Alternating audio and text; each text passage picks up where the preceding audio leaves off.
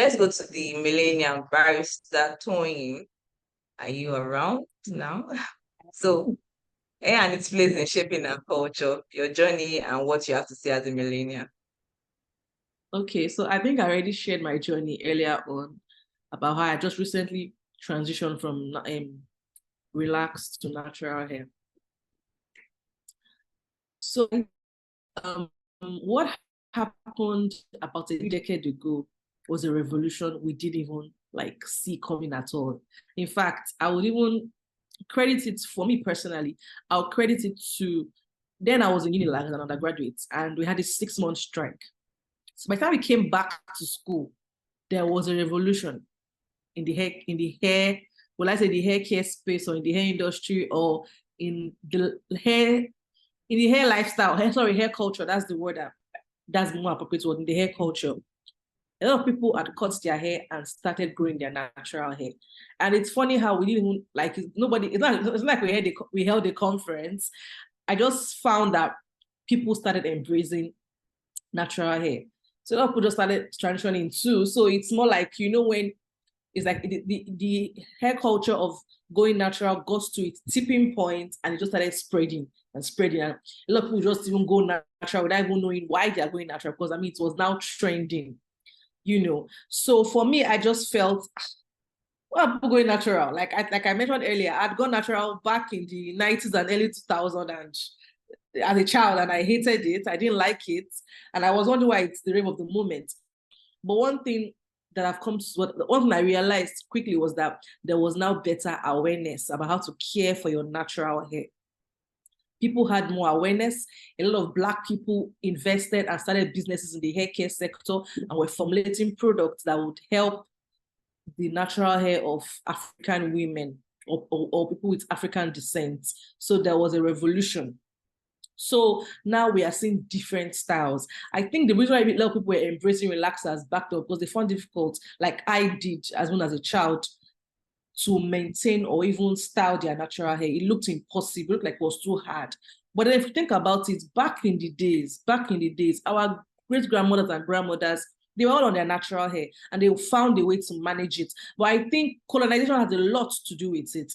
So I'm talking to you now, it's kind of ironic. I'm wearing a weave, a human hair weave. But to be honest, this is something I've been thinking about for a while.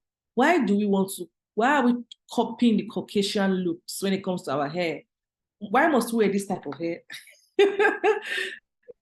The interesting thing is I have kinky hair wigs, but what was what I wore today to church and to the live series event. I said, you know what? Let me not even form. I said, and my hair is very rough. My natural hair, the twist is very rough. Let me just come as I am. And I also, well, what I just thought myself, you know what? It's a journey because this thing is very deep. It's a mindset thing. It's something that started like decades and decades before us. So the white man colonized us and they brought in their religion, they brought in their education, brought in a lot. Why won't they bring in, hair? And they'll tell you your hair is too nappy, straighten it out. So we grew up thinking they were the model, they were the standard of beauty, standard of, in terms of our hair, everything, they were the standard. So everybody wants to make their hair long and straight. So that's where it started from. But what happened 10 years ago, in my opinion, was that there was a revolution. People say, I don't have to, make my hair like this. Though it's still, there are still issues in the workplace, especially maybe in some organizations abroad, where we've heard stories about Black women carrying their natural hair to work with, and that's been an issue. But there's so much, there are so many improvements in that regard. So I think there's a revolution and there is now more knowledge about how to, do your hair. But I'll say that we need more and more awareness. And that's why I'm really happy that Aura is doing something like so, because we need to create more awareness about, and have conversations like this that would help people understand they can do their hair, and there are different options for styling, different products you can use. And I'm so happy about the doctor I'm using that it's, helping me with structural option that I suffered or I'm recovering from. Because, the products she's using for me, showing me how I can enjoy my hair, how I can style my hair without dealing with the pain and all of that. So I think there's a lot of revolution in that regard, in terms of the hair culture of, the black woman, basically.